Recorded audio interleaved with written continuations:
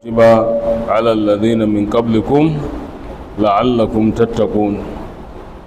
wannan aya ita ce ta wajabta azumin watan ramadana akan al'ummar annabi Muhammad sallallahu alaihi wasallam.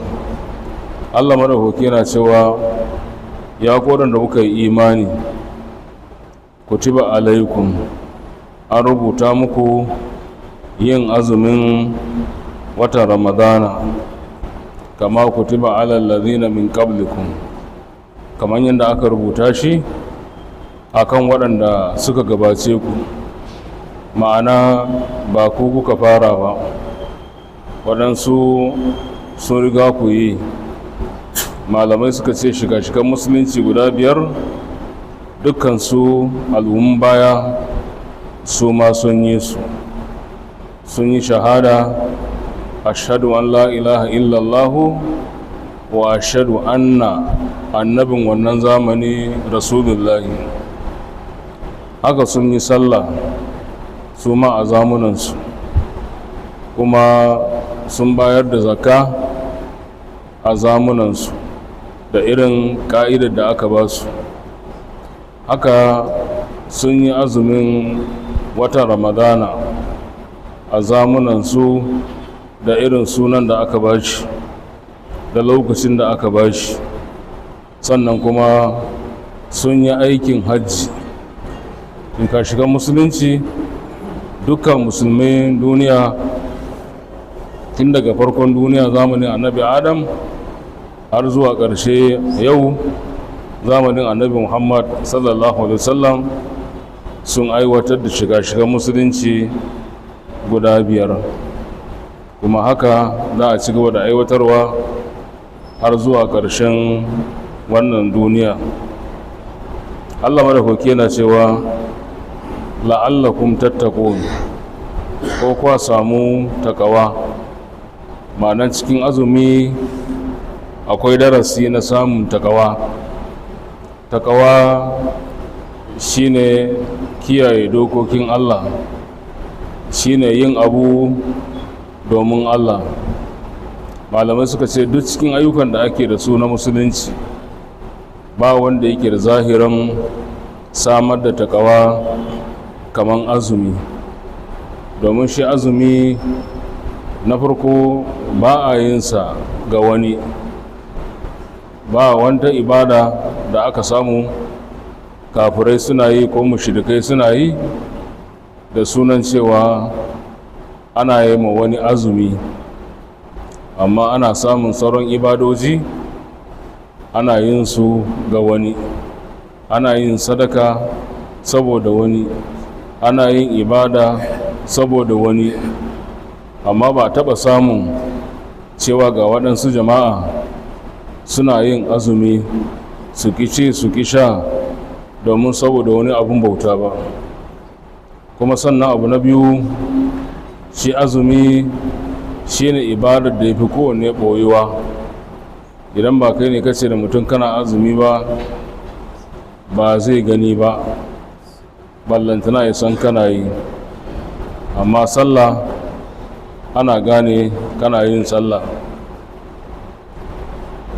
Akwai samun takawa a cikin wannan ibada mai albarka na azumi.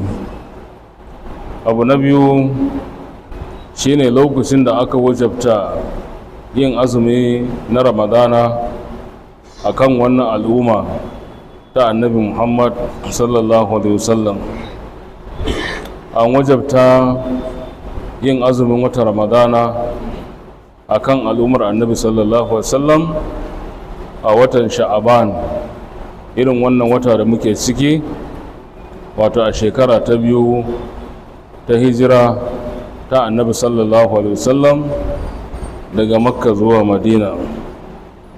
Abin da ya faru shine sanda annabi sallallahu alaihi wasallam ya yi hijira daga makka zuwa madina, bayan waɗansu 'yan watanni sai wata rana aka wayi gari aka ce yau yahudawa suna azumi. Sai ya tambaye su azumin me suke yi, suka ce suna azumi ne duk shekara idan ta zagayo domin tunawa da nasarar da Allah ya baiwa annabi Musa alaihi salam a kan fir'auna.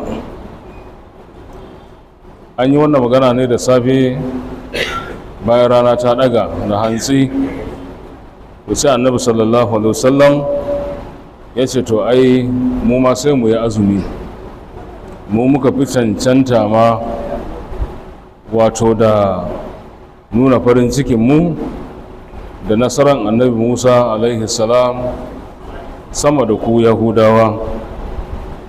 Daga nan ne sai annabi sallallahu alaihi wasallam ya umurci wani mutum daga kabilan Azad ya zagaya ya dinga sanar da mutane cewa kowa ya ɗauki azumi, wanda ya karya ya dakata da cin abinci, wanda bai riga ya karya ba kada ya karya, a ɗauki azumi. Saboda haka shi ma ɗauki azumi kamar da Abdullahi bin Abbas ya ruwaito, wato Imam Bukhari da Muslim suka fito da hadithin daga gare shi.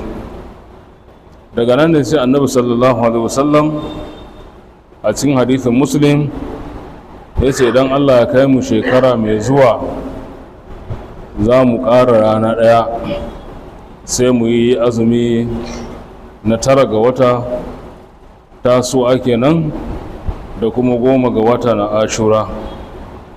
Sai da Aisha radiyallahu anha ta ce baya ga wannan 'yan watanni kuma kaɗan sai aka saukar da umarni na azumin watan Ramadana.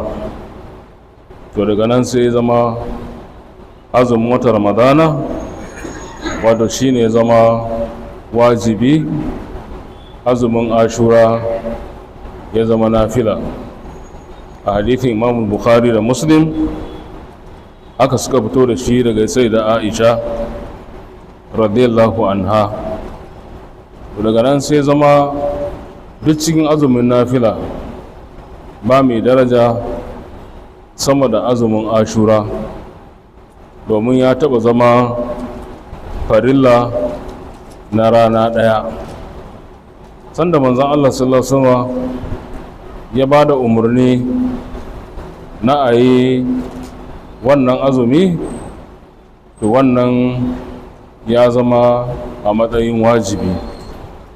To da Ramadana ya zo ya sauke shi daga kan mugaminsa na wajibi ya koma nafila, sai ya zama shi yake shugabanta na dukkan wani azumi na nafila.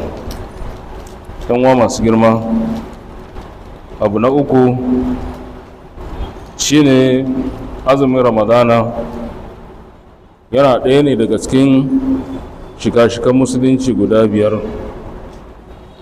Sahabi Abdullahi dan Umar Allah ya dada su ya ruwaito hadithin da Muslim ya fito da shi cewa addinin musulunci an gina shi ne akan ginshikai guda 5: shaidawa babu abun bauta da cancanta sai Allah, shaidawa da manzancin annabi sallallahu alaihi wasallam. Na biyu shine yin sallah, tsaye da sallah guda 5. Na uku shine bayar da zakka ga wanda yake da dukiya ta kai nisabin zakka, wajibi ne a kansa ya dinga bayar da zakka. Na 4 shine yin azumin watan Ramadana, yin azumin watan Ramadana. Na 5 shine zuwa aikin haji ga wanda ya samu iko. Waɗannan su ne shika-shikan musulunci guda 5. Abu na 4, Allah subhanahu wata'ala ya sauƙaƙa azumin Ramadana akan al'ummar musulmai. Allah madaukaki sai faɗa a cikin suratul baqara wato aya ta 184 sai ce ayyaman ma'adudat, azumin waɗansu 'yan kwanaki ne kaɗan. Idan kun yi lissafi da kwanakin shekara za ku ga kwanakin da ake azumi ba su da yawa. Wata ɗaya ne a cikin watanni 12, kwana 30 ne a cikin kwanaki 360 na shekara.